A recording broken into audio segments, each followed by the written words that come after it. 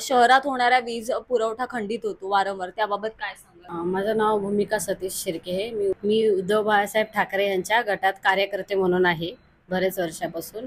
आणि तुम्ही जसा प्रश्न विचारला की शहरात वीज पुरवठा म्हणजे खंडित होतो, तो वीज पुरवठा जो खंडित होतो त्याच्यामुळे प्रॉब्लेम्स बऱ्याच जणांना फेस केल्या जातात। आता जसे पैसेवाले त्यांच्याकडे इन्व्हर्टर आहेत, जे गोरगरीब आहेत चाळीत राहतात त्यांच्याकडे काही सोय नाही। गरमीमुळे जो त्रास होतो लहान मुलांना त्याचा एक प्रॉब्लेम आहे। परत एक प्रॉब्लेम असा आहे की एवढा वीज पुरवठा खंडित झाला तरीही बिलं ज्यांच्याकडे काहीच नाही त्यांच्याकडे 2200, 2300, 2400 अशी बिलं येतात।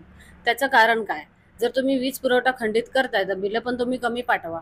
बिलं कुठल्या कारणाने तुम्ही 2500 पर्यंत पाठवतात, ज्यांच्याकडे फक्त एक पंखा एक टीव्ही आहे त्याचं बिल एवढं येणं स्वाभाविकच नाहीये। काय येतं एवढं बिल? आणि आताच नुकतं 2 जणांचा नाहक बळी गेलाय विजेचा शॉक लागून, तर त्याबाबत काय सांगाल? जर तुम्ही पावसाच्या आधीच सगळ्या वायरी जे काय वायरी लोंबकळत आहेत, जे काय प्रॉब्लेम होतोय विजेचा, वायरी लोंबकळणं, एका पोलवर जवळजवळ 51 वायरी ते एवढ्या स्पार्क करतात, त्याच्यामुळे ते लहान मुलं खाली खेळतात, एखादी वायर पडली त्या मुलांचा जीव जाणार, मृत्यू होणार, त्याच्यात तुम्ही काय देणार त्यांना? तुम्ही काहीच त्यांची भरपाई करू शकत। तुम्ही 4 पैसे दिले त्यांची मृत्यूची जीवनाची काही भरपाई होऊ शकत नाही। तुम्ही त्याच्या बाबतीत आधीच पावसाच्या आधीच तुम्ही सगळी कामं करा, म्हणजे हे असं काहीही घडणार नाही।